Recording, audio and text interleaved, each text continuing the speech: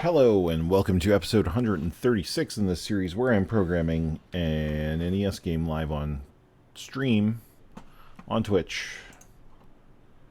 Let's get into what we're doing here. So, sorry for the brief pause between starting up and stopping, or just starting up again. Things got a little bit crazy for work and just a whole bunch of things. So I just really had to take a break from it, and I didn't realize I took quite as much of a break as I did. It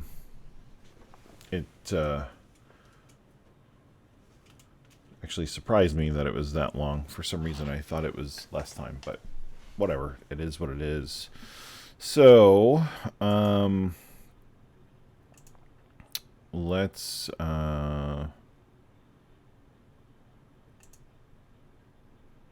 can't I find, all my things are all messed up here. Here we go.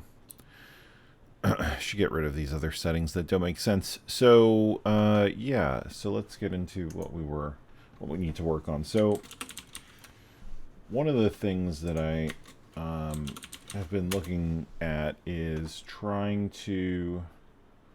Now, don't install tile, just run it.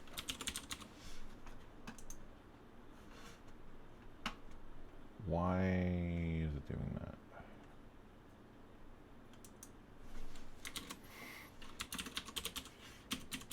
One of the things I've been trying to do is Jordan, the artist, and I have been putting together some things to try and get some of the real art working, and I'm running into...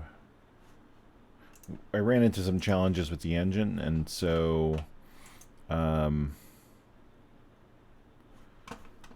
led to some interesting challenges with the way that maps are stored and meta tiles are stored, and not through any fault of his, obviously, just through miscommunication. And as a result of that, part of what we are trying to do here is I'm trying to get it so that we can build these maps a little bit more easily. And so one of the things I wanted to do was in tiled,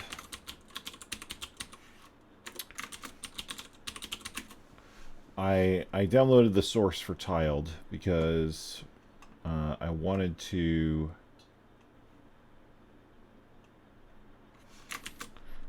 see... Why is this not finding it right now? It was working fine when I searched for it the other day.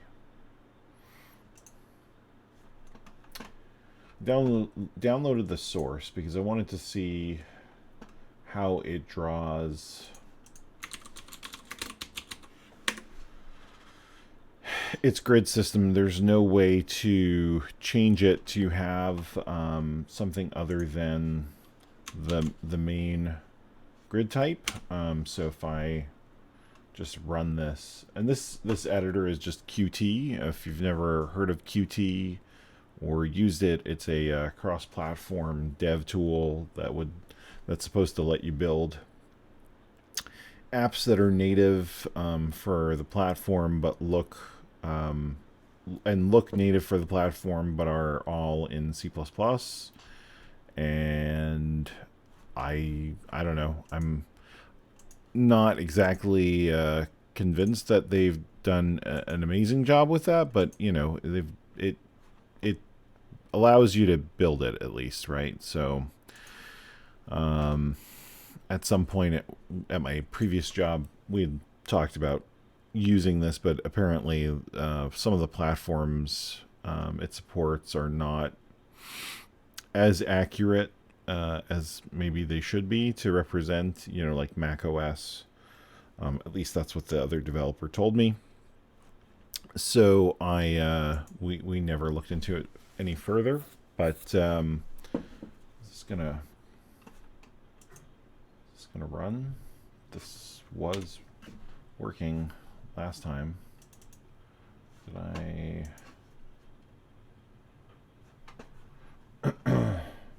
You need to set an executable in the custom run configuration. No, just run. I don't know why.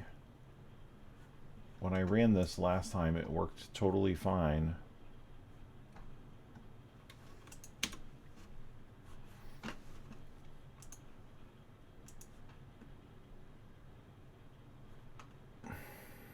This is not the configuration. Let's look at, see if we can figure out how to configure what it's telling us to configure. Yeah, so what I was getting at is I wanted to change the way that tiled is behaving because I wanted it to draw not only the individual tile grid, but also another grid that will correspond to the attribute grid for the NES.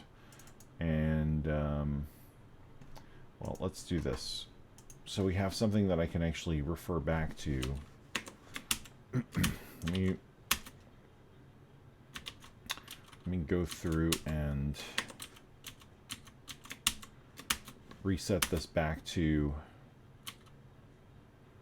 the original downloaded build of it.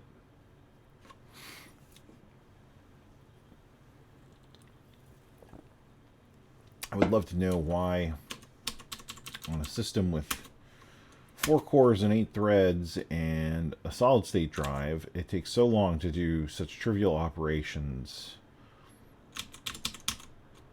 where literally my system just becomes totally unresponsive, even though I'm not doing anything that should be taxing it in any way, shape, or form. Alright, so I want to rename this one, or get rid of this one, and that one, and that one. And then we will rename these back to the originals. Why? Oh. Another annoying thing that Windows has introduced with permissions. Everything wants you to approve everything, and I get that it's meant to stop people from doing stupid things, but when you know what you want to change, it just slows you down and wastes your time. Probably slows down the system too. So, hope everybody is having a good evening. I'm not gonna go for too long here. My voice is a little bit shot here, and so I don't know that I'll be able to talk for quite as long as I usually do here. So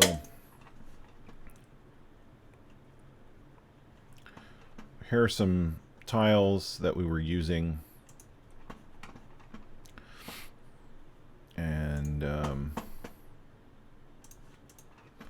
flood fill that, and then so you can see that this is, you know, allowing me to very easily draw. And these are 8x8 tiles. Now, part of the challenge we ran into is that it's really restrictive to have to think about how you want your, you know, 8x8s, your 16x16s to behave when you are in the process of building content for the world, or at least, you know, as far as in the discussions with Jordan, that was kind of his take on it. And, you know, he's the artist, so I'm totally fine with working with him on whatever is the simplest approach for him, right? So what that means is that we have to figure out a way to help him build the content that he needs to build in a way that is simple, but also scalable and flexible and doesn't waste a lot of space. So what I'm looking at doing here, I'm just kind of messing around with this as I explain what I'm doing. What I'm looking at doing here is I'd like to be able to basically make it so that tiled shows how you are using these tiles relative to the attribute table. And the reason for that is because that will allow me, when composing the map with these tiles that Jordan has designed, it'll allow me to basically see visually how these tiles align to the attribute grid. I can then choose tiles that I know are part of the same palette group, and by doing that, know that whatever meta tiles, the 16 by 16 meta tiles, get composed, we will be able to represent that accurately in the NES. Now, this came about as a result of where is that file he sent me? So he sent me a file with this really cool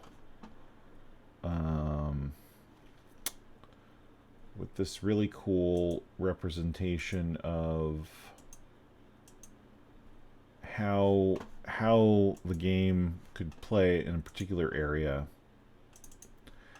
and I immediately ran into a problem with it, importing it into the game. And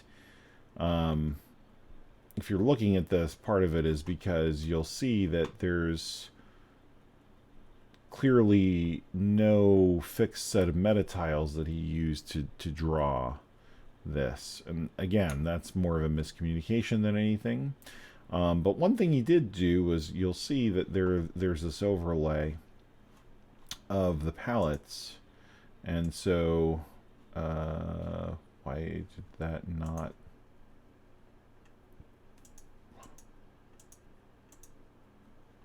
Why did that not... Oh, because I'm not looking at the right thing. So he color-coded these areas to show which palette was in use. Right? So here's what it's supposed to look like, which looks great. And then here's the palettes.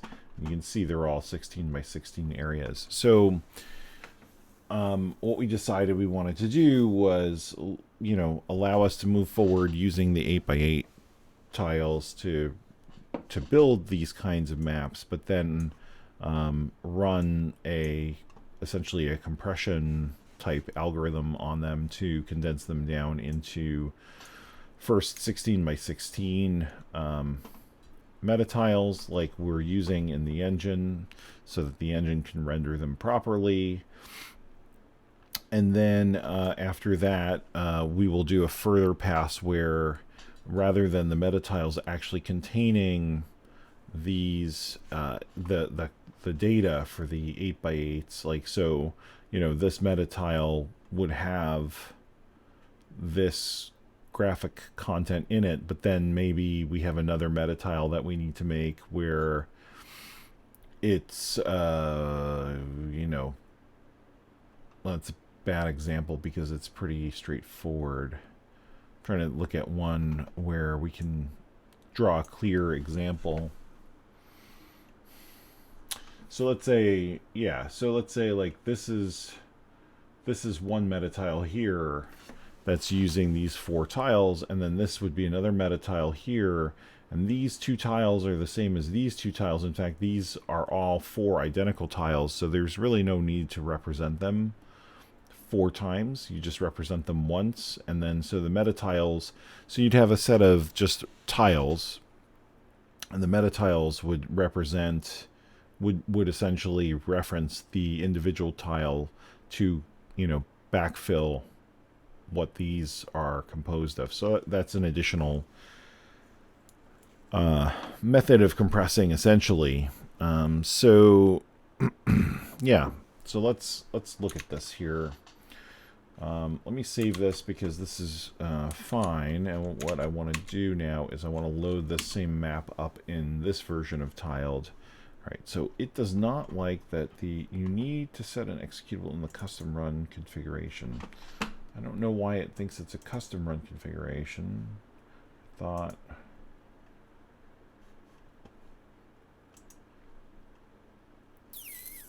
Okay, so... let's see if I can figure out what it is trying to do.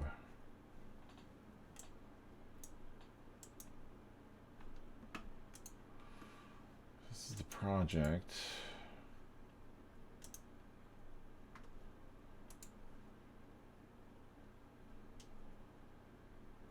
I don't want to really rebuild the whole thing because there's no reason for it. That builds it. Debug. If I just change it over to release, let's see.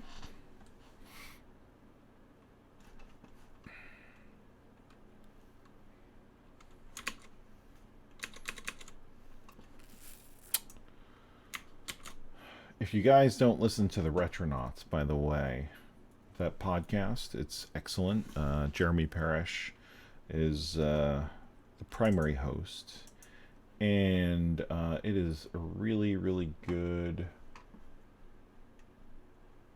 It is a really good podcast. They just did an episode on Lunar,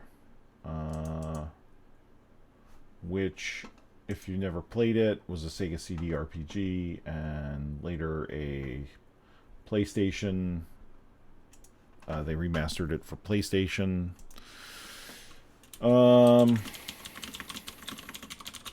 It was a good episode. They do a really nice job of kind of reviewing the history of the game, and there were some things they were talking about that I didn't know about with regards to changes that Working Designs made. I didn't realize that they had made so many changes to the game that apparently were frustrating to fans of the game who knew that they made the change, I guess. I don't know. I'm not sure how you would have known. No executable specified. Other than because somebody told you later on that that hey, Working Design, Working Designs changed the game. Let me do something. Let me reset this project because I feel like I must have messed something up. Git. Reset.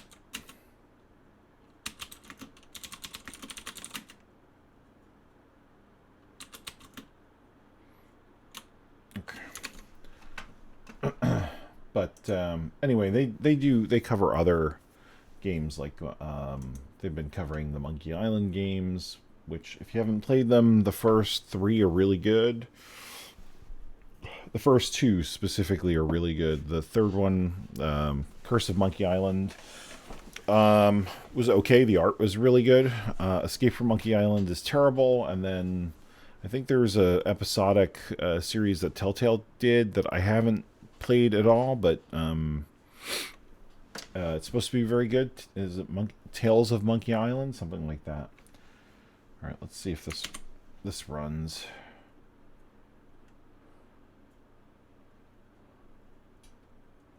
I feel like I must have messed up something in the project inadvertently. So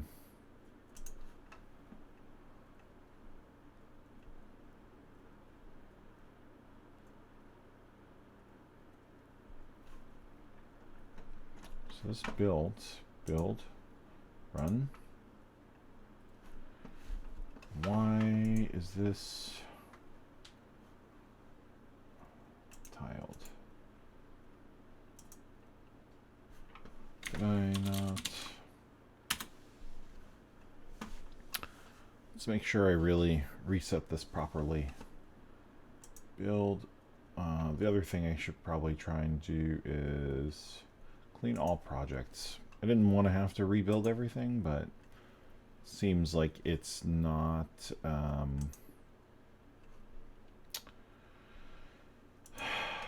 not picking up changes the way I expected it to. I'm not sure. Oh, I don't want to clone. I just want to add.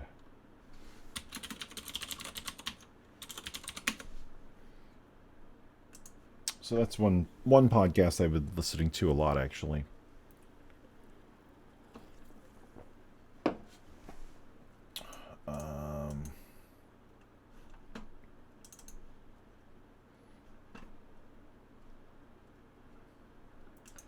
Well, it doesn't say that there's anything wrong with this, so let's try building this.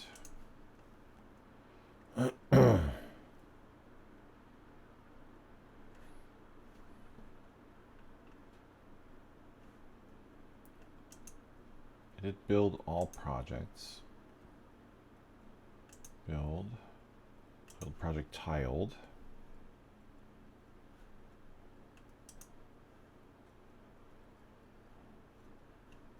Run. No executable specified. I don't understand why or how this is a problem.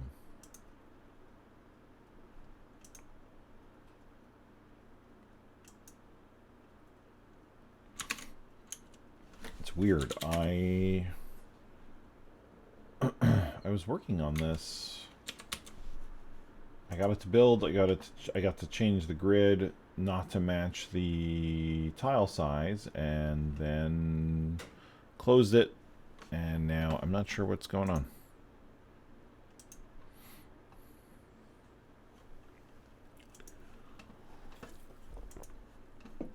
All right.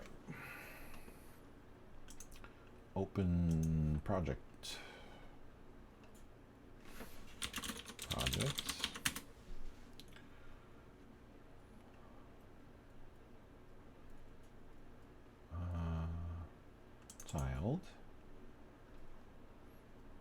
Tiled QBS.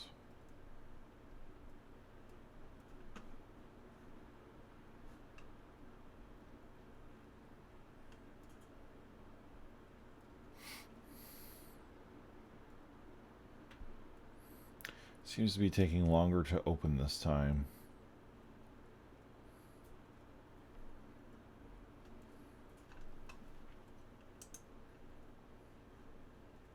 And before, this was grayed out.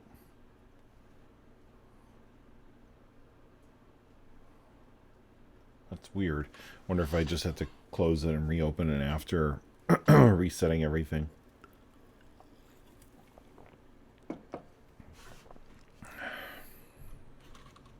Alright, let's see if running it will work this time.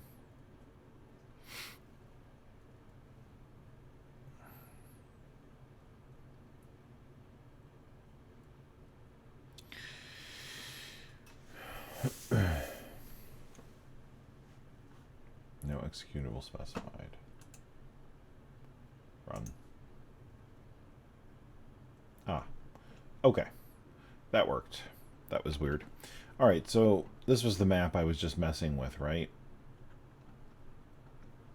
So you can see it's got this grid here that it's drawing, and the grid is the tile width and height. If I were to change that, it messes everything up, but it also changes the grid rendering. So what I want to do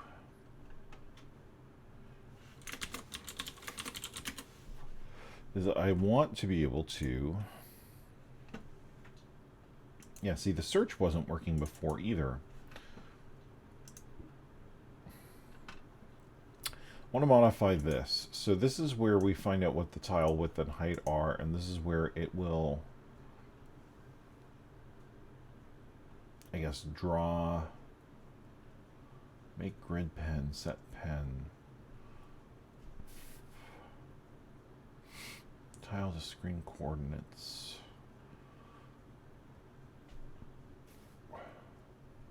So I assume that what it's doing,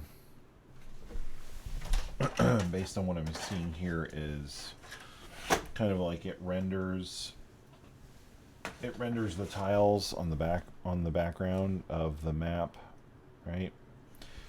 And then so you know, you get your tiles. Sorry, that was a very bad rectangle. You get your tiles, and then after that, it looks like what it does is it for every Y position, it just goes from the beginning to the end, and it draws a line across. Right, just draws like this, and then once it's done doing down the screen, it does the same thing across the screen like that. Right, so it's pretty efficient. It's not trying to draw rectangles. It's drawing two or squares. It's drawing down and then it's just drawing across. So what we would want to do is we would want to do something similar where we have, in a separate color, we draw, right? So we would draw like this, and then like that, and then like that, and then same thing, we draw like this and like that, and that'll give us our attribute blocks. Now, it's a little trickier than that, because while the attributes are 16 by 16, we have to remember that at the bottom of the screen, the attributes are not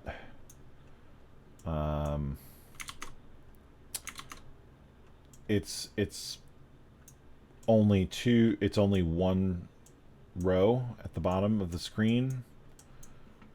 If we go to, let's go to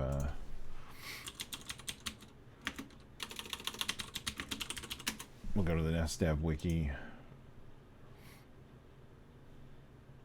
and use their drawing as an example, or as a slightly better version of what I'm trying to show. You can see, so these are 8 by 8 tiles. You have 16 pixels by 16 pixels. That's one part of the attribute table, right? And then you set these all at once with one byte, and then when you get to the bottom of the screen, you have the unfortunate problem of you only have this row of 16 by 8 instead of 16 by 16, which early on in the streams I was fighting that quite a bit. So obviously that's all been kind of taken care of for now. We don't have to worry about that. That's part of the reason I don't want to move away from the 16 by 16 meta tiles, because it was a big enough pain that it's worth trying to keep, unless we find that we're spending more time avoiding changing it than actually just doing something else. So now let's do, sorry, I'm jumping back and forth. So what I want to do first is let's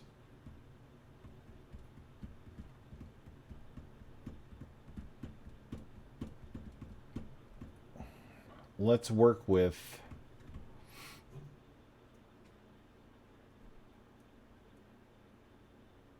I guess it doesn't do. I was thinking it was, well, yeah, it's drawing the line. So the only thing I can think of is that it is how it's increasing the Y by 1. Start end. Painter. I guess it must know, I guess the grid pen must be smart enough to understand how to space things out based on the size of the grid. So what I'd like to try and do first to kind of understand how this works a little bit more completely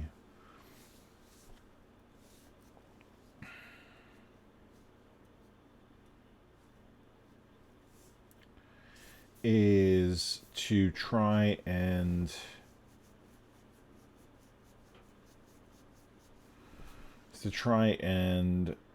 get it to draw an overlay grid in a different color and ignore the fact that, you know, it's not aligning properly with the NES. So let's see.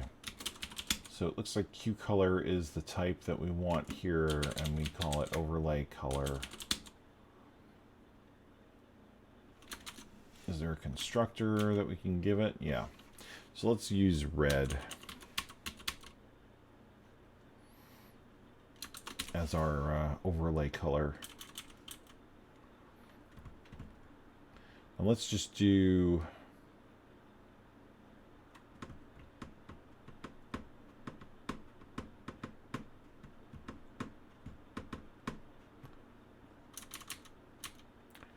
let's make a secondary grid pen.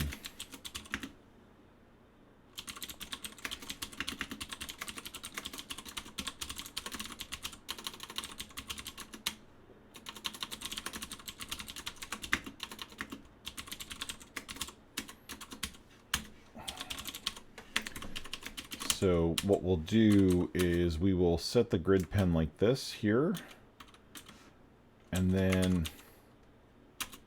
we do a second pass, and we'll use the overlay pen.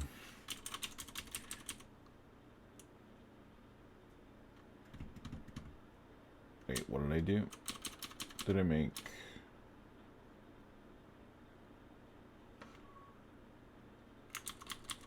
What happened to my... I didn't mean to get rid of that. What I meant to do is move that. So we'll do our second pass here, and obviously we don't want to do it exactly the same because we'll just end up with a red grid that gets overwritten. So we'll do y plus equal 2 and x plus equal 2, and if I'm understanding how this works properly, what it'll do is it will skip every other for the red, which isn't technically right, but again, we just want to see if this behaves in the way that we expect.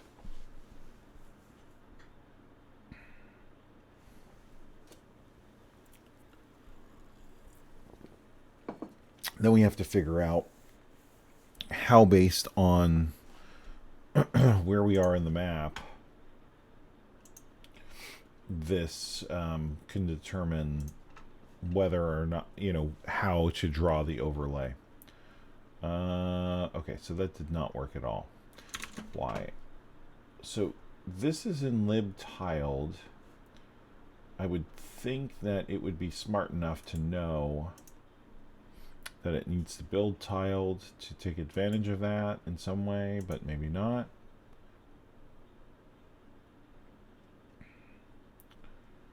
I mean, I'm assuming.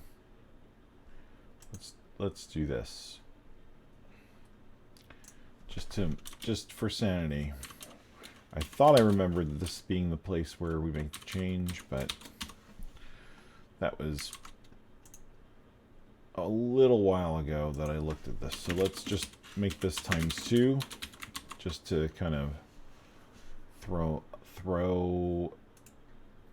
a random behavior in there, so to speak. And let's see what. Let's see if that. It's not random. It's doubling the width and height, even though the tiles are not going to be doubled. So what we should see is the grid is double what it was before. Okay, yeah. So I'm in the wrong spot. I thought it was isometric, but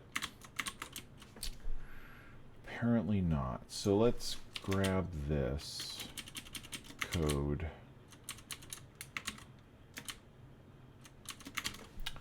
I know it's definitely in draw grid.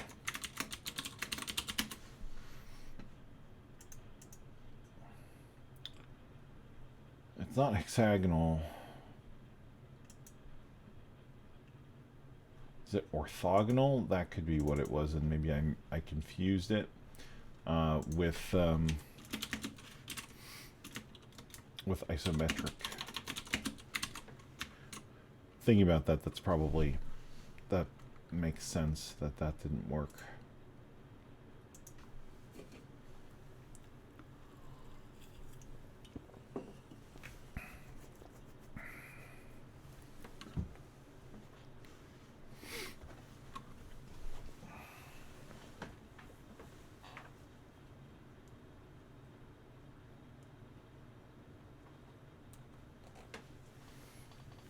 So yeah, so you can see the grid is way too far, and now we have the 8x8 tiles, you know, showing up there. So that's good. That means we are in the right spot. So let's do this. How is this drawing? Is this drawing a line in the same way? It is, but it's doing it a little bit more in a more straightforward way, where it's adding the tile width and tile height. So, all right.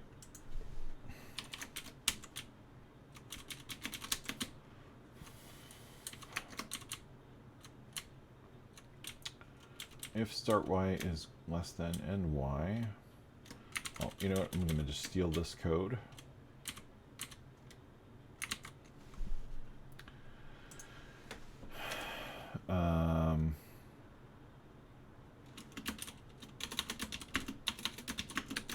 We'll just double this, right? Because that's what I want to do for now.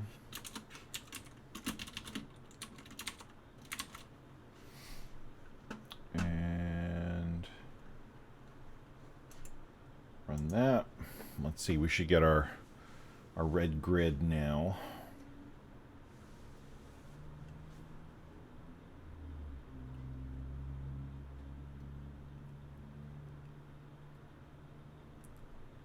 Maybe? No? Huh.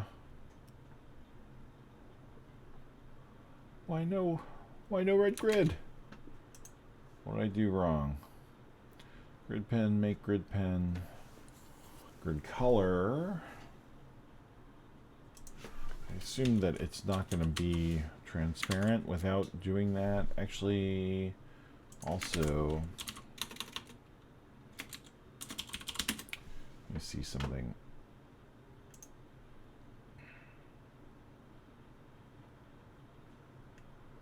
It is 255 based. All right, let me just double check that I didn't. I'd hate to spend a lot of time trying to troubleshoot something when it turned out that it just didn't draw because it thought it was transparent because I didn't explicitly set the alpha.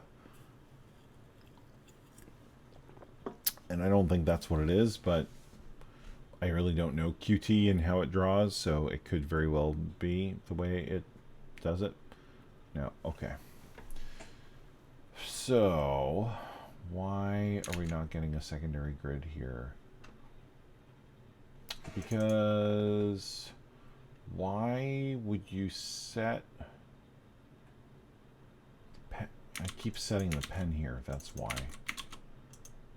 Seems like overkill, but I guess there's probably a reason. And again, I'm not super familiar with Qt or this code, so we're just kind of going for what can we do to make it work right now.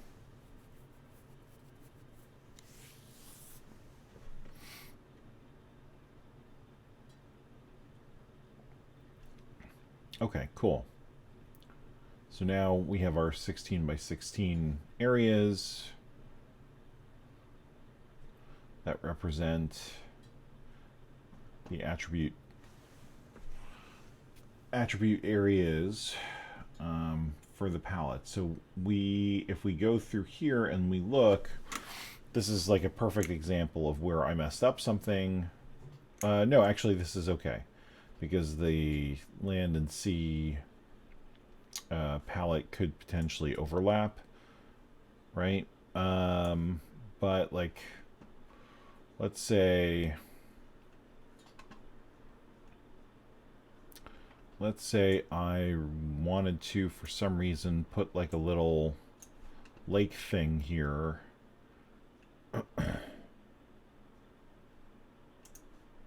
Right? If we look at the... Should I look at an A sprite?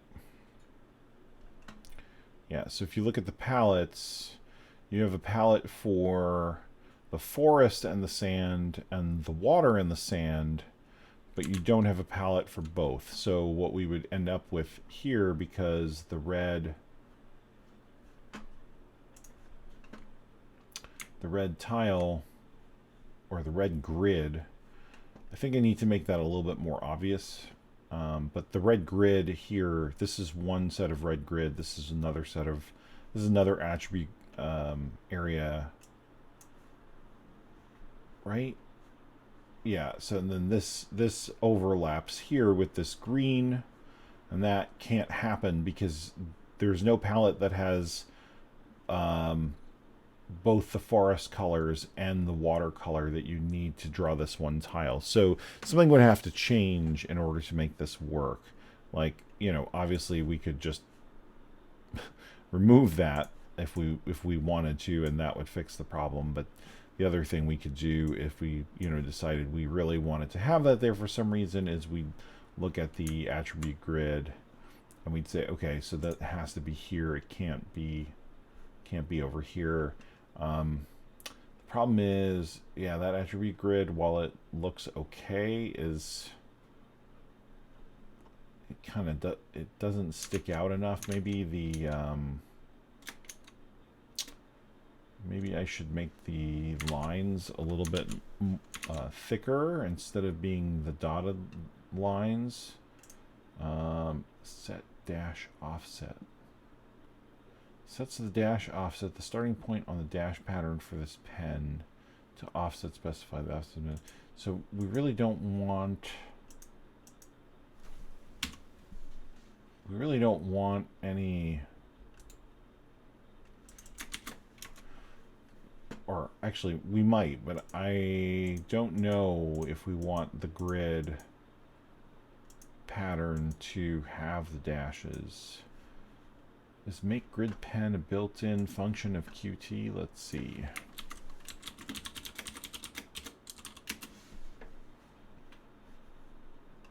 No, that's part of tiled. So there's no way to look for the definition of the thing. Follow symbol under cursor. I assume that's, okay. Cool. So device pixel ratio. Set dash pattern. Yeah, so that's not what I want.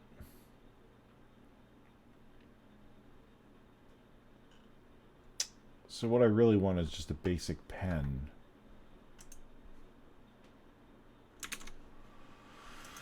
Qt drawing pen. Just want a basic solid pen for drawing. So I can say like that with overlay color. Let's see if that, does it. It seems like it should.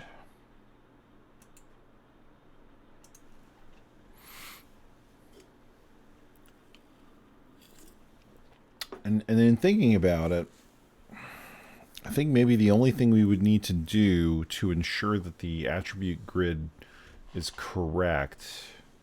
Wow, that's really thick. It's also doing an interesting thing because of the way that it's drawing. And okay, we may need to be able to turn that off, but that's definitely way more obvious.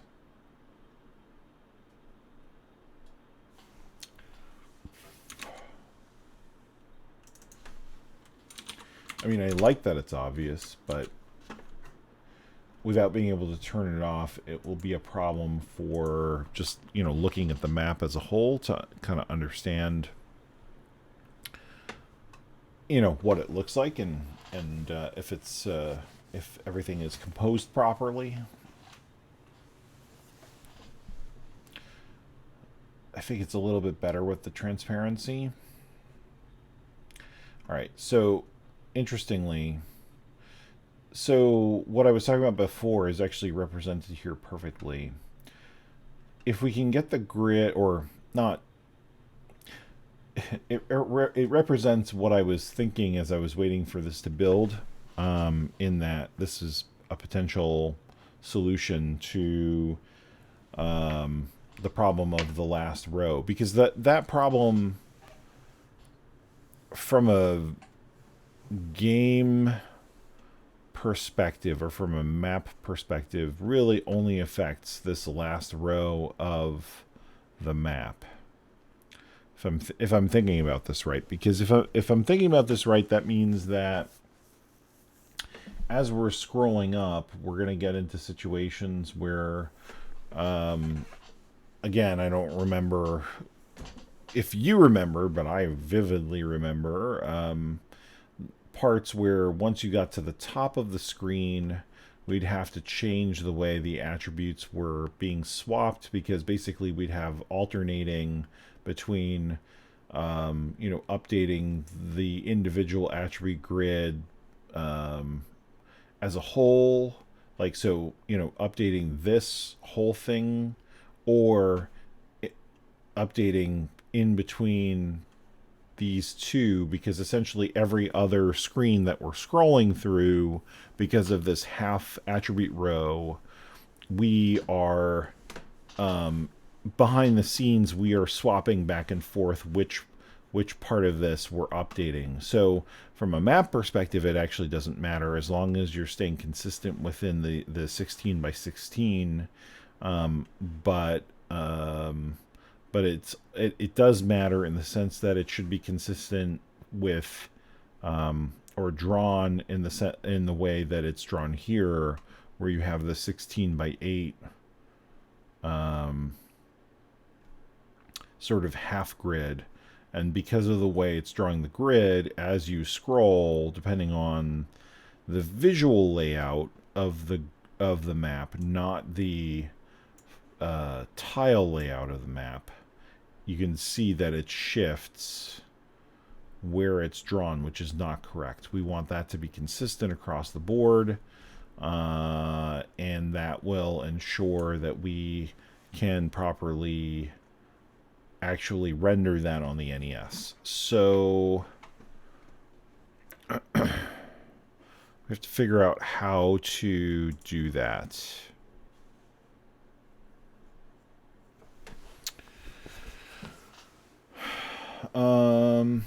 Let's take a look at the code and the way this is drawing. So it looks like what it's doing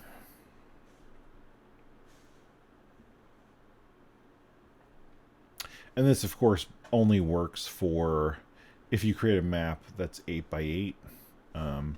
Hey, Deedle. Long time no speak. How you doing? This only works, obviously, for the case of we're using the 8 by 8. This isn't a general purpose solution. I don't know how it would be, because the NES is really the only system that kind of works this way, as far as I know. But so yeah, exactly. I want Tiled to understand how to draw the attribute grid on top of it, so that when we're looking at something like this and we want to represent, so before you hopped in, I was saying, we have a palette that will represent this properly, and a palette that can represent, this properly with the sand and the water, but you can't do, if I can bring this over, you can't do this because there's no palette that will support the green and the sand and the blue all at once, because the palette for the forest has a couple different greens in it, so that you can do let me turn off the NES layer here, so you can do the foliage with some detail. So the mission here is to make tiled visually show that, so that we don't run into problems as we're building maps. So we're partway there. We can update tiled at least, or we can do this drawing now. So now the question is, let's look at how it figures out what it is drawing. So it takes the rectangle dot x and divides it by, okay. Right, so it's just rounding it to the beginning of the tile X and Y. Rectangle right, Q seal. And then I guess the maximum X and Y that you can draw.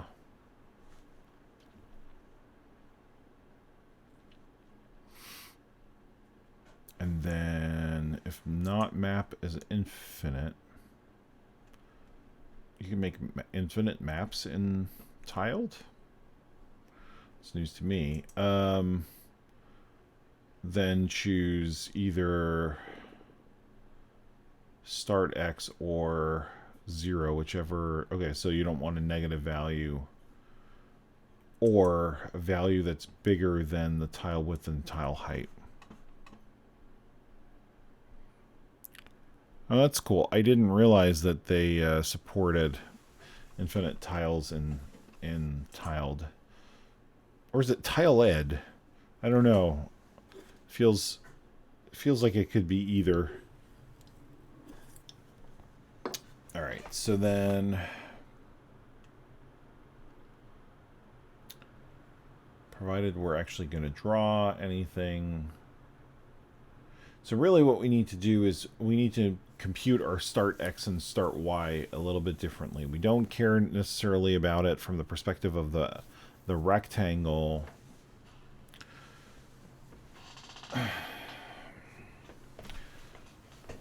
Is the rectangle... I guess the question is, is the rectangle...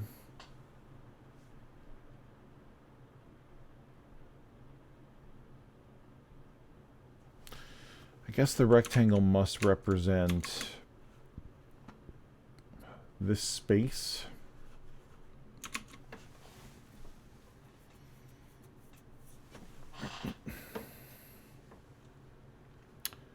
Oh, I see. And then the other smart thing is that because let's see, if the rectangle X rectangle dot X wouldn't be negative. What about for Y? It wouldn't be negative either.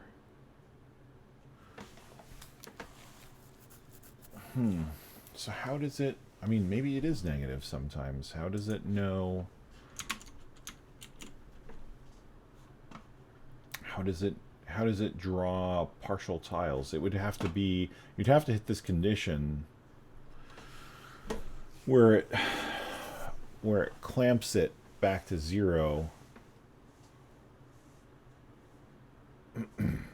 And then you just start drawing... Well... let's see. No, because then you wouldn't have the line. You wouldn't have the line. No, that's just for the beginning of the map. So how, what does this rectangle actually represent? Like, who calls draw grid?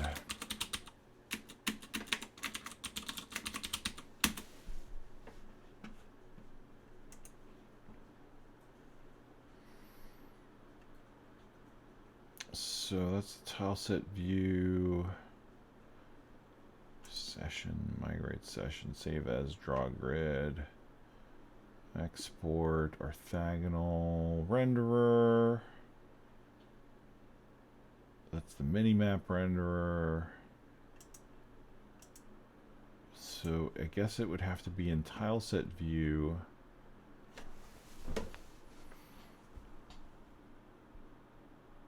Draw grid 1, 0.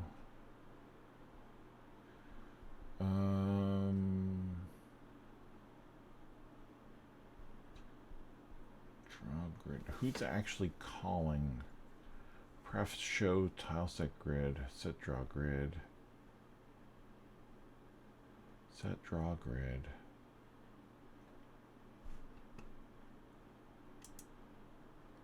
Map item. Oh, okay. Here it is. Exposed rectangle translated minus offset.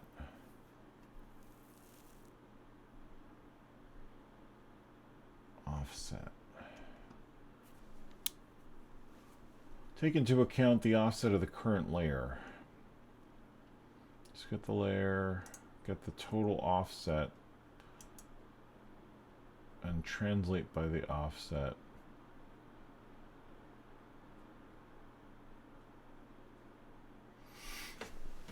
Okay. So the stuff that's being painted, that makes sense.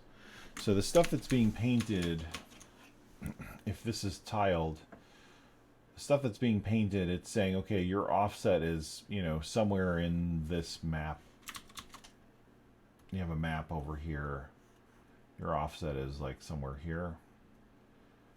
So, you know, start drawing it at the top based on that, and the grid is based on the minus offset. I guess because the grid, instead of being at 0, has been shifted down or shifted up, however you want to think about it. Like, it's got shifted this way as you translate this part of this. Yeah. So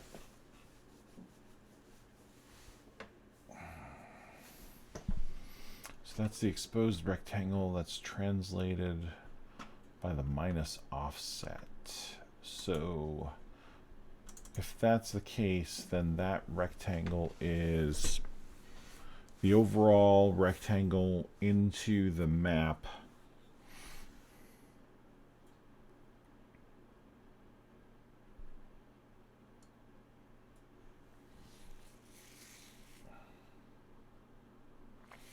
How would we know?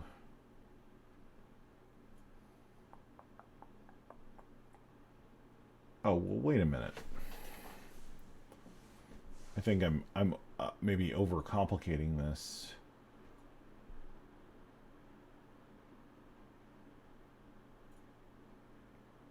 The issue is that the width and height are mismatched here, right? So our width and height are, this is the width and height of the tile, which is 8, and the width of the grid is 16. So, like, we could, again, kind of stealing existing code for the sake of simplicity. We'll just create something called grid width, or overlay width equals double the tile width, and then overlay height is right, and then overlay start X, overlay start Y, overlay end X, overlay end Y, and then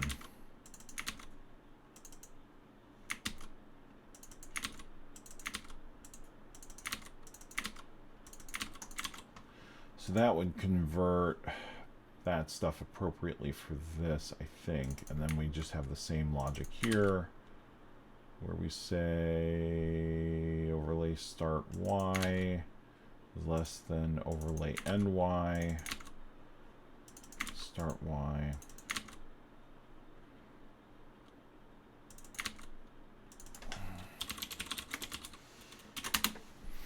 And then this is overlay width instead of that. Draw a line.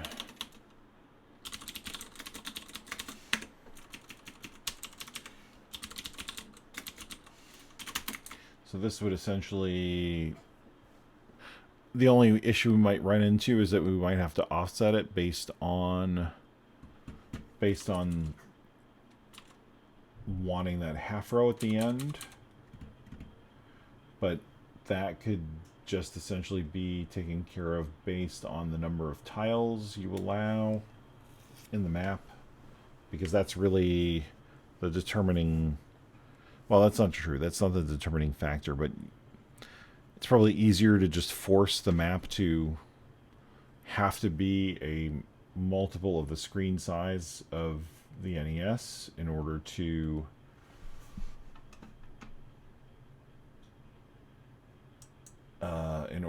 make that work properly.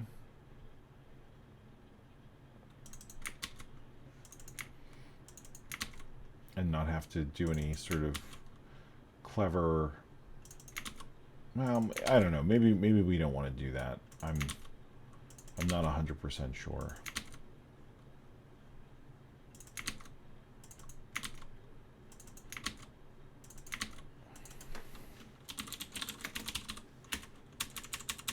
Right, so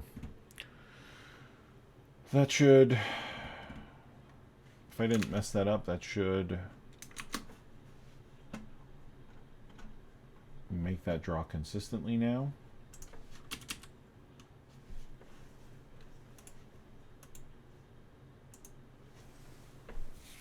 We were talking about this. We have started doing, not that it's that regular, but we've had a second brewery sort of chat, video chat at Video Game Sage.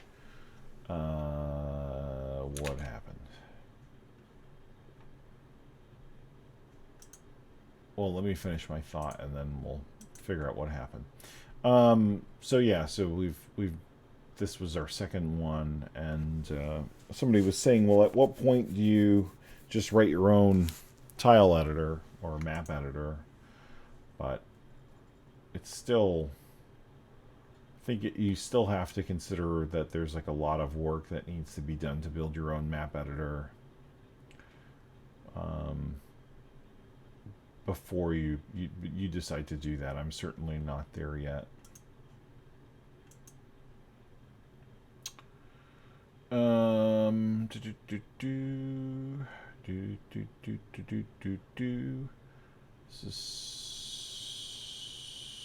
So what did I do? X is, oh, I reversed. Start X, end X, overlay width. I reversed this. That's okay. I mean, it's not okay because it doesn't work when you do that, but that is why I guess it's not working. Set pen, and then this should be Y. and Y. Start Y and Y. Let's try that again.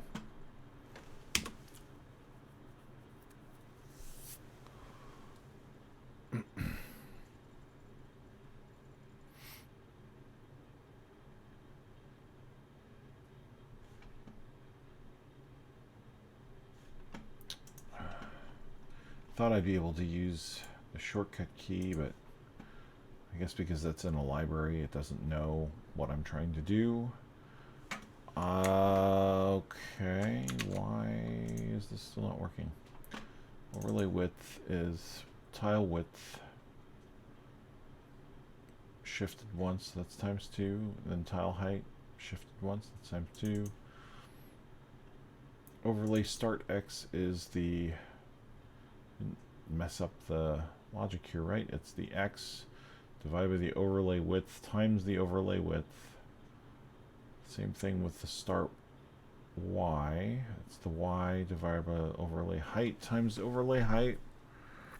And then the end is just the, I guess I can just use end X and Y. I don't need a special one here for this. So there you go, there's that. And Y, and X and Y, because that's the same basic idea. And then set pen, overlay pen. So I don't need to do that there. But let's see. I guess I probably want to do the same clamping here. I didn't think I needed to, but what do I know?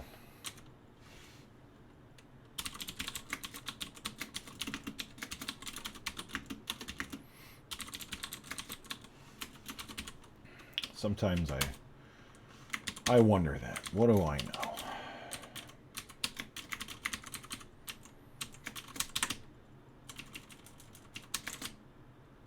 Yeah, I know you can't have a double parens. I don't have to yell so loud, editor. And then NX. And Y, that's fine. That doesn't have to change. So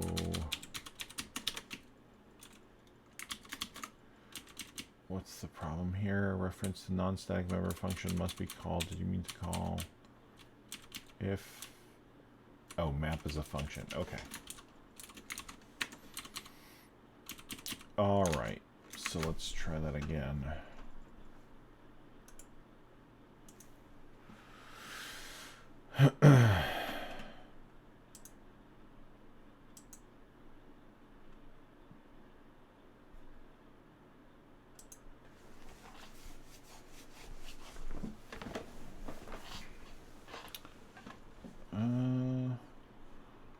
That is no different.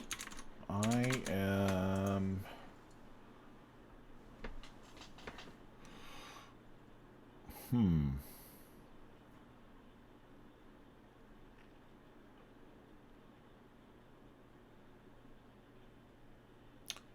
why? I mean, this is, I don't know that that would matter, but let's just double check that me trying to be clever using a bit shift isn't somehow wrong, even though those are ints, I thought. So, right? Tile width, that's an int, so it shouldn't matter.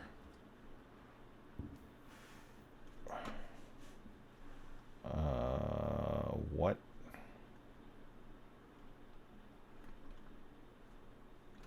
I don't know why it needed to do socket communication. That failed, but okay. No, still not drawing. Still not drawing the grid properly. If anything, that's weird.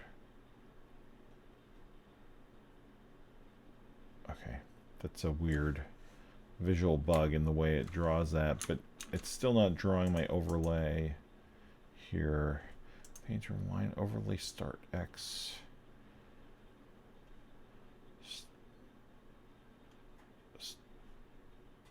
X. Oh. No, that's fine. X start. No, it's not fine. Why? I can't even copy code properly tonight. All right. Let's try again, because clearly I'm just having issues. So this is the start Y. That's the NY. That's the start X. That's the NX. This is the overlay pen. This is my overlay start.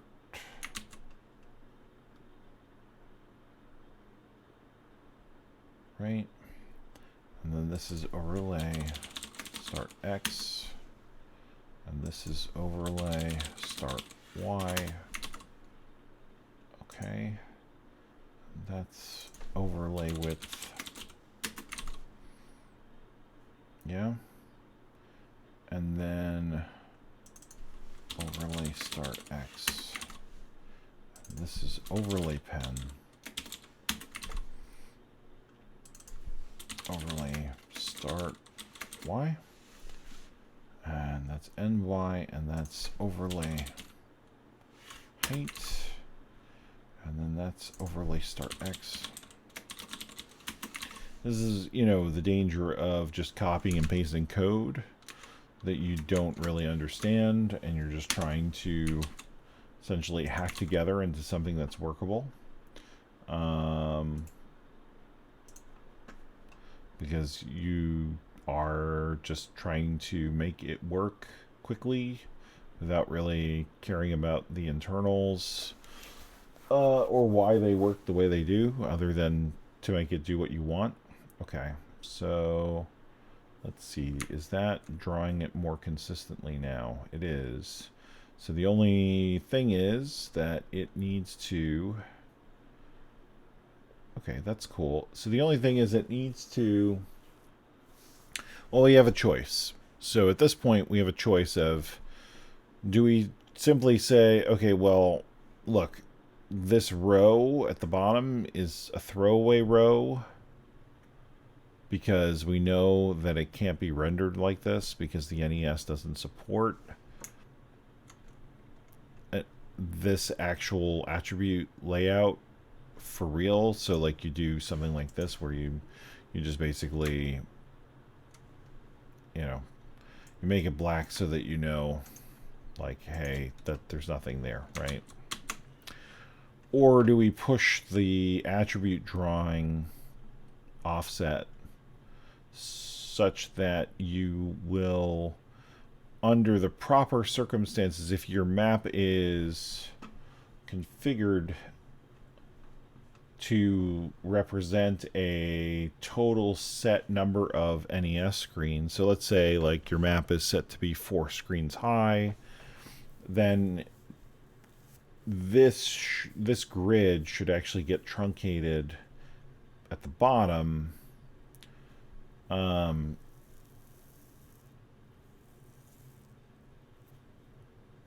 I guess the first question is, what is the actual height of this map?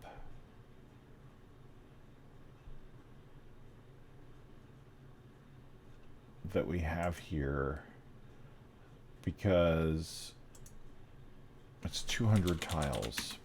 So the NES is 240 high, so that's 30 tiles. So that's 6 screens and change. So it's not exactly, let's do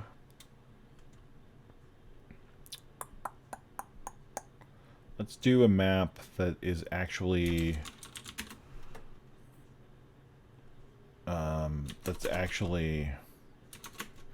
correct.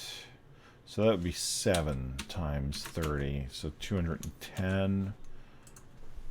Right, so 210 tiles is an accurate representation for the NES. But you can see the grid is still drawing without the offset. So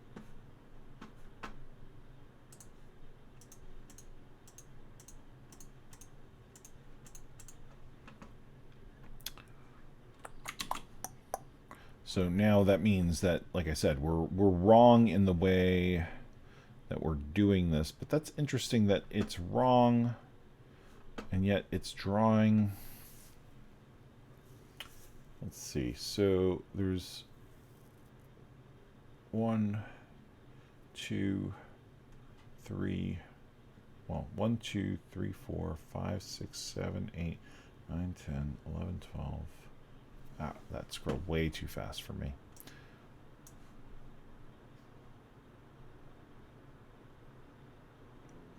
One, 2, 4, 6, 8, 10, 12, 14, 16, 18, 20.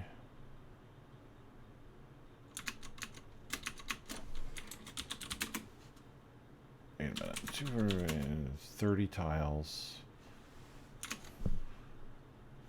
That's... what am I doing wrong? 2, 4, 6, 8, 1. If there were 30, that means there'd be 15 of these. So 1, 2, 3, 4, 5, 6, 7, 8, 9, 10, 11. That's way too tall. Where is my brain this evening? What am I doing wrong? I'm obviously doing something wrong. The screen, the NES resolution is 256 by 240. So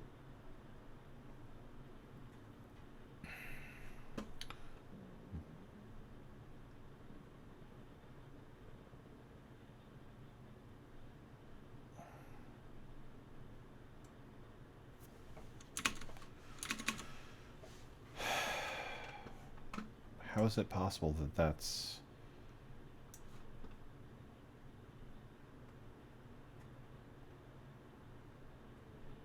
Two, 1, 2, 3, 4, 5, 6, 7, 8, 9, 10, 12, 13, 14, 15, 16. Wait a minute. Let me see something here.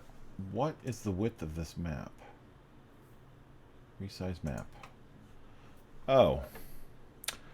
Well.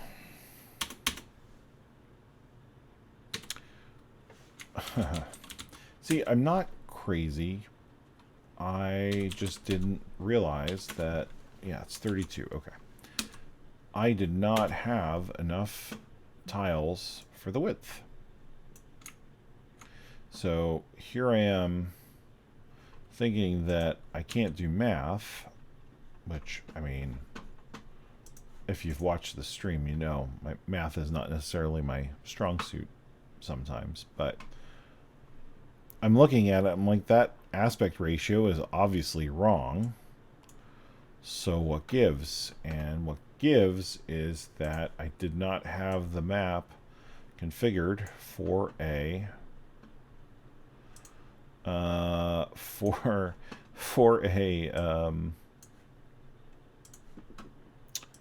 width that's actually correct. So there you go. Go figure.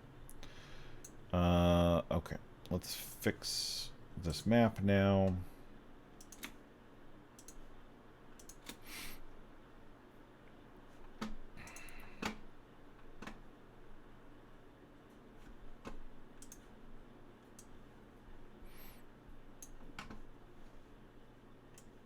Not that this is of critical importance or anything, but I do want it to represent the tiles that we have here accurately, since that's kind of my basis for what I'm going on here.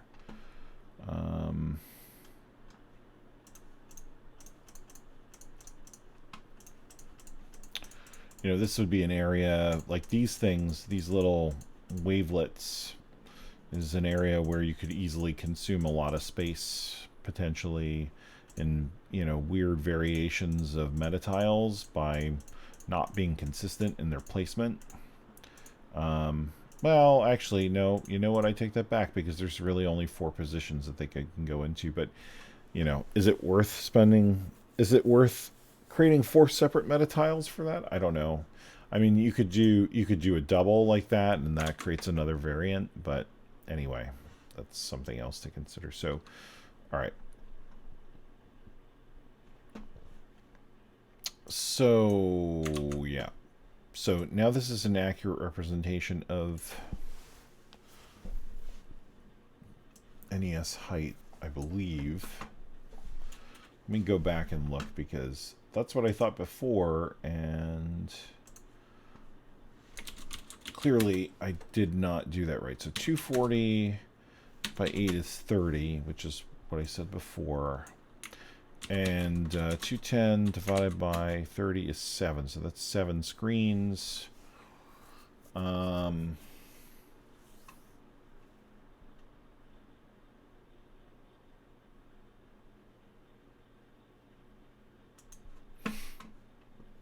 that is 7 screens.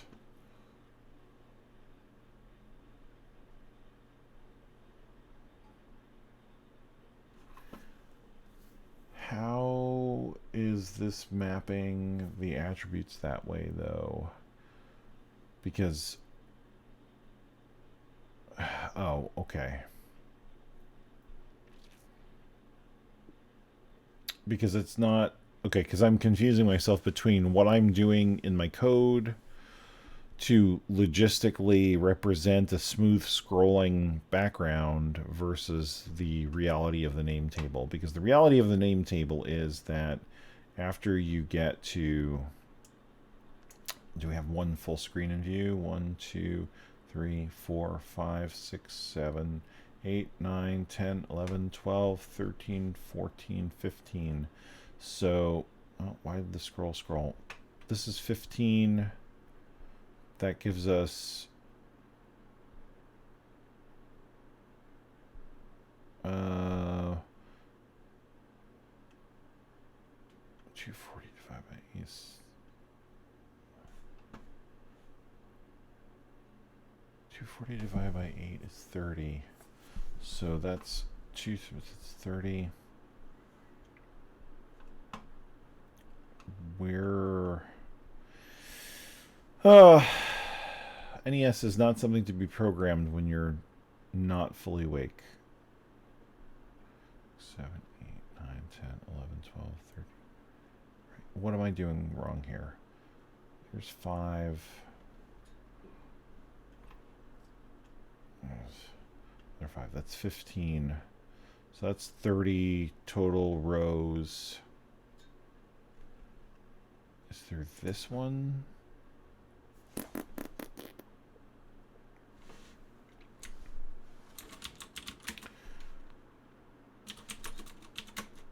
There's just 30 rows. So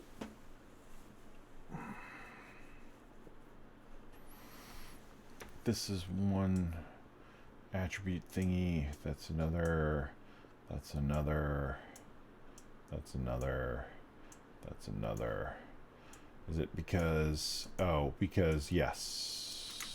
Right? Because this is that, and then... yeah, okay. Alright. See, the thing is, I feel stupid when I'm questioning myself on this, but the reality is the attribute system is so confusing that it's really... it's easy to get into this situation.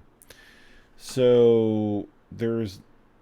forgetting the fact that this is offset by 1 for a second, 1 set there that I made a mistake on. If you look here, what I'm saying is there should be a red line. The reality is that one screen means there should be a red line here, and then the grid should restart properly over here.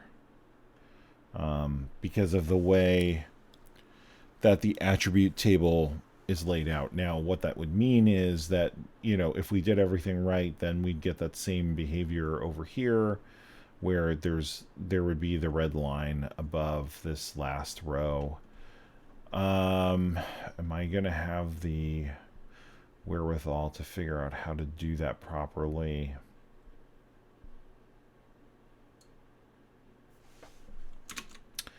Problem is that when it tells it to draw the grid, there's no context.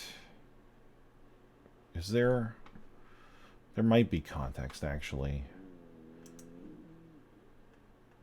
I guess the rectangle tells you where you are on the map, but you're also offset negative by, or it's offset, the rectangle is offset by the actual offset into the map.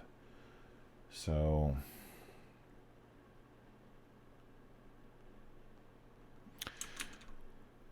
it's not so much 16 by 15 meta tiles. Wait, it depends. Like the,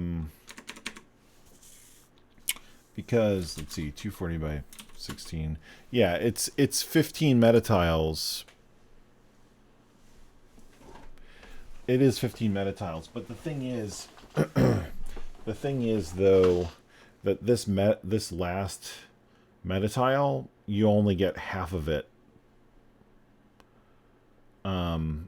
Now when you're scrolling, we fix that, and so like in the case of the way the game works, like when you're at the point where you're at the top of this, right, and you go like this, so that this is in view, this is picking up the bottom of the meta tile, and that's either, depending on how it's rendering on the screen. This was such a pain in the ass to do. Depending on how it's rendering on the screen at the time, where's the thing that lets me move what I'm doing? It's either rendering the row at the top or the bottom at the top of the name table, if that makes sense. Like the last half of it gets rendered in here before rolling over to the bottom of the next name table, which just gets the top half, or it goes into the bottom half goes into the bottom of this, which is really a half row, but you can't, this is not visible because that doesn't exist. This is the only part that's visible, so you have to skip past this part in the math and the counting and draw this row with the bottom, and then this gets the top, then, you know, and it just alternates how it does that in order to make it work, and that's what was so complicated about it. Right. Yeah. I mean, it's not even so much the last meta tile so much as it's the last half of a 16 by 16 meta tile, because again, the attribute grid, the bytes represent 16 by 16, a 2 by 2 of 16 by 16 area, and the last one only represents the top half of the 16 by 16s, which, so we're using 16 by 16 meta tiles to not have to deal with anything, you know, where that you'd run into, to avoid any sort of weird issues where how do you know which palette to use because you have two palettes across two different 8 by 8 rows.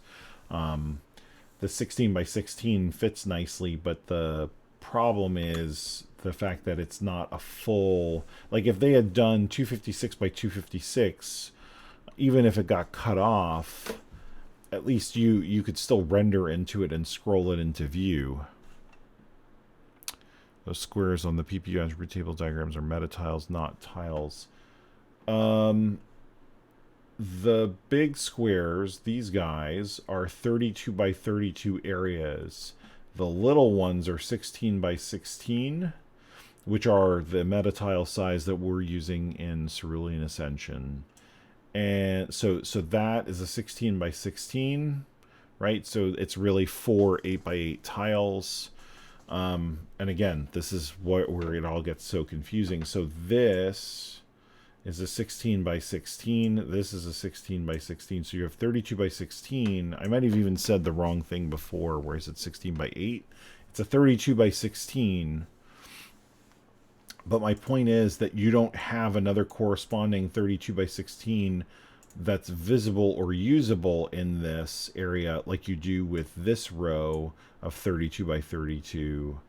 And so that's where the weirdness begins, because if you're scrolling up smoothly, right, the first thing you have to do is you have to draw the bottom of your tile, your 16 by 16, or you have to draw the next set of tiles into essentially what is the top half of this area, or would be the top half of any other row, except there is no bottom half of this row. There's only the top half. So you have to know that when you're going back and doing the calculation, that if you go past the top boundary, you skip what would logically be some memory that would be here, and instead draw it there. And so then what ends up happening is you get into a situation where the top of actually, no, I keep wanting to say that, but that's not true. It used to be when we were using 32 by 32 meta tiles, what it would end up happening, it was in some ways it was worse, because what would happen is you had then this weird logic of like, okay, so the 32 by 32 lines up here, fine, and then now I've got to draw the bottom of a 32 by 32 here on the top of this, and the top of a 32 by 32 on the bottom of this, and everything worked in terms of the attributes, but it meant that now we were drawing sort of in what I would call opposing rows, because then you have to set half the byte here and half the byte here, because remember, this 130 by 32 by 32 is just 1 byte in the entire attribute memory. So so that was the problem. That was the challenge of using 32 by 32 meta tiles, but I managed to implement that where it would alternate between updating this and then updating this properly. And then in talking with Jordan, he's like, well, can't we use 16 by 16, because that would make it a lot more flexible. And when I went back and re-implemented that, that was actually a lot easier, because you don't have to worry about these alternating rows. The only thing you have to worry about is when you scroll off the top, instead of going to the logical location in memory that you think you want to go to, using the simple math that's involved in just, backtracking to this memory, you instead have to jump one more row, because there is no row here. I mean, the funny thing is that the bytes in the attribute table are still, there are still, it's still a whole byte. It's not like you have, some sort of weird implementation where these last bytes are, only nibbles, and so there's only 4 bits for each of them at the end. So there's still bytes that you can set, that logically, include this bottom part that doesn't actually exist, which is the other challenge there. Yeah, the Y chord needs to jump back to 239, and then you have to update that. So that's where this sort of mental confusion and gymnastics kind of comes in, and why I mess this up, because it is a frustratingly annoying system for doing this just to save some memory. So what I was getting at before is if we do. Let's see. So, like this whole thing here is one that's all configured by 1 byte. Now I can configure each of these individual quadrants to have their own palette, but it's all controlled by just the 1 byte that maps to that area. So what I was getting at was, it's like, okay, so this is 1, or this is 1. Come on. This is 1. This is 1. 1, 2, 3. 4, 5, 6, and then this is the last one if I did that right. 2, 4, 6, 8, 10, 12, 14, 16, 18, 20, 22, 24, 26. No, I didn't. I was a little early. 28,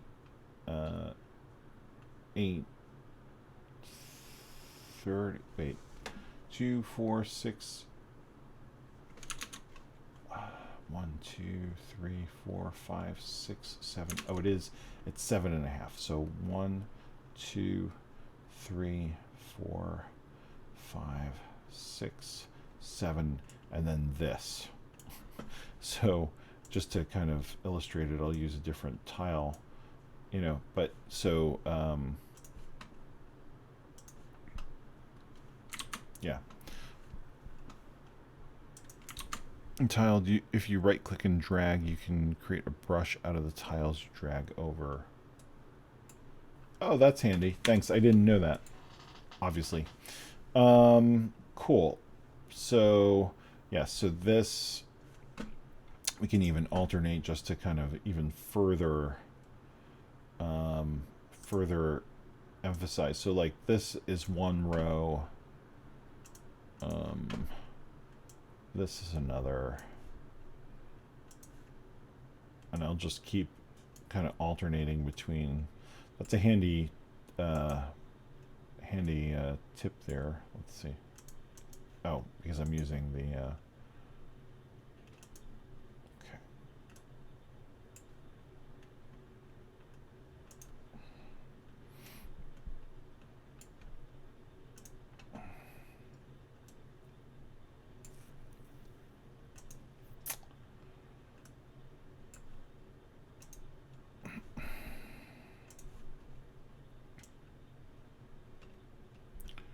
Let me use a different color. Yeah. So like, if I grab the gray here, that's one screen. This, right? So this is all one screen. And so what I'm saying, oh.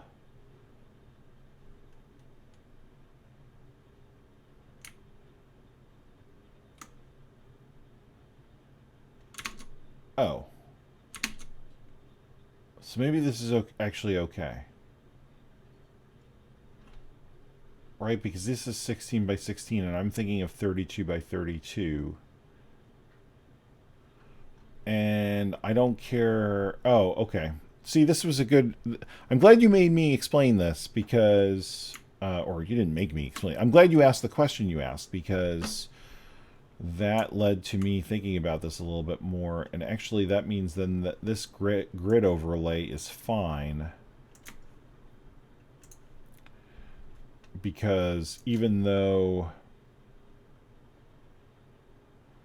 Yeah, this grid overlay is fine because the 16 by 16s fit perfectly. If we wanted to do a separate overlay of like the big 32 by 32 blocks like this with yet another color for some reason to really make it difficult to decipher what is going on, then what we would see is that this would be wrong because this would try and draw another 32 by 32, but it really has to draw a half of that because starting here, we're now into another new name table that we're populating. Right, exactly. The 32 by 32 gives you the half a metatile problem, but yeah, but this is 16 by 16 and that problem goes away, which was, like I said, why switching to 16 by 16 was actually simpler in many respects, and I still have just PTSD from using the 32 by 32, and so I'm worrying about a problem that doesn't exist. Okay, that's good. So we have...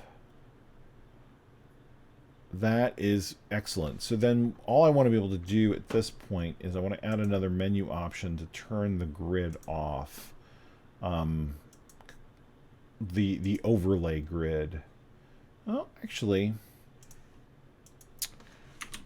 is it worth just making it part of... No, I'm going to make it a separate thing because I want it to draw... I want to draw the grid, the overlay grid separately from the main grid. Like I want to be able to choose both if I want it, so that you can look at the attributes without the distraction of the tile subdivisions clashing there, or you can look at it with the 8x8 tile grid, or maybe I don't care about the 8x8 tile grid. Do I care about that? Let's try it without that and only with the overlay grid, because maybe I don't care about this at all, but I do care about the overlay. I mean, I do definitely care about the overlay because that's the whole point of what we're doing here. But maybe the 8x8 is not important because it's... I'm trying to think what advantage you gain by seeing it in 8x8 with the 8x8 grid.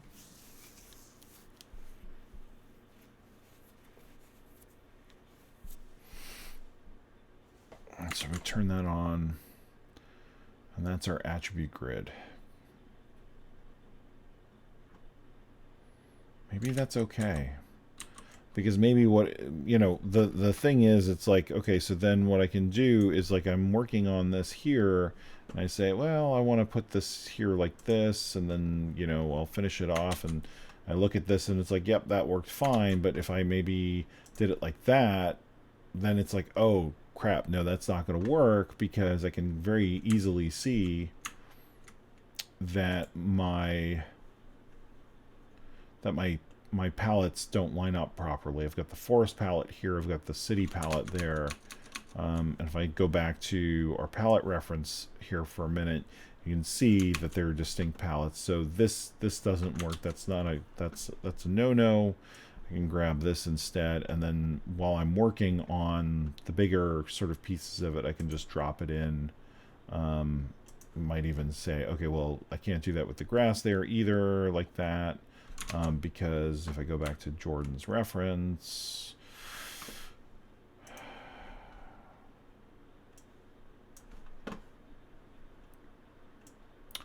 yeah, like that greenery is a totally different palette. Let's even just grab the whole thing here now, right? And that lays over beautifully with what he has here, where he's, you know, recolored the layer. Actually, you know, so then a good test is just like, I can just blatantly take everything that's on here, except the, well, yeah, this is just the map tile. I don't think there's any additional. Oh yeah, those got left out. Okay, that's fine. Good. So if I just take that whole thing, and I gotta shrink that down so we can actually see this. Okay, so now I can see this. If I look at the attributes, everything lines up the way it should.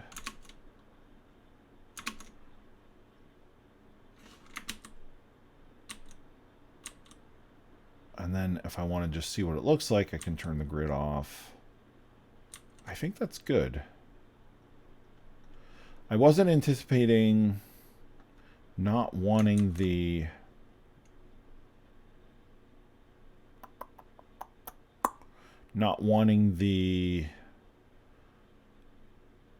8x8 tile grid, but in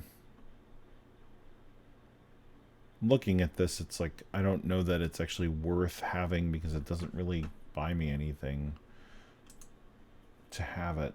Let me just do something here. So if I load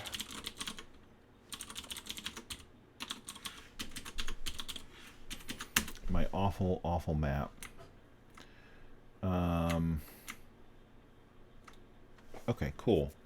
Right, so like you can see right here, there's a problem because, well, potentially there's a problem because, do we have a palette that's water and greenery? No, we don't. So like, I can look at this and be like, as long as I know what that is ahead of time, I can say, okay, I know that that doesn't work. So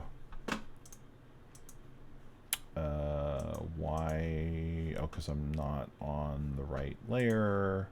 I can grab that and say, okay, that doesn't work. That doesn't work. Oh, that doesn't work. Like I can really quickly fix these things because it's obvious what, you know, what doesn't work. Or if we really need to have it, then we say, okay, well, you know, we need to introduce a different palette or change the palettes up to make that work properly.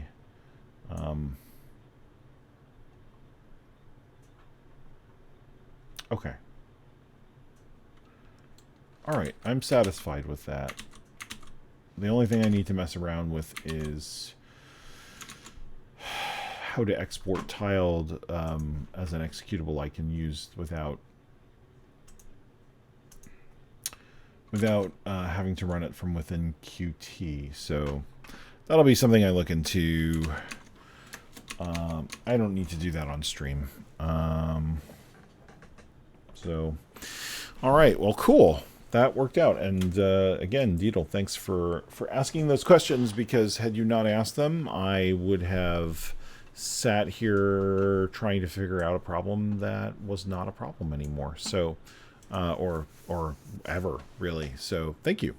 As always, if you have any other questions after watching these recordings, you can find me on YouTube. You can find me on Twitter at Clearvis. You can find me, all these recordings get posted on YouTube. Feel free to comment in the comments below the video. I do have a Patreon and a Buy Me a Coffee if you're interested in doing that. I plan on posting some more things in the Patreon. Nothing earth-shattering, but I feel like at this point I've been... the kind and generous people who have been contributing to that have not been getting their money's worth, at least in my opinion. And while I appreciate their generosity, I feel like they should be getting something for it. And Private Rooster, thank you. I appreciate that you like the stream. But if you have any questions or anything, like I said, people know how to reach me on Twitter, Video Game Sage. I'm Zelius. My email is zelius@gmail.com. Come say hi in the Discord for Video Game Sage. I am usually there. I may not be paying attention, so, you know, mention me and I will... try to respond. I have been, like I mentioned at the beginning, busy lately, so it's been tough for me to be on Discord, but I'm hoping that things will even out as I understand what I'm doing at my new job a little bit better, and will be more easily accessible. So anyway, thanks for watching, and I will see you guys on the next stream. Take care.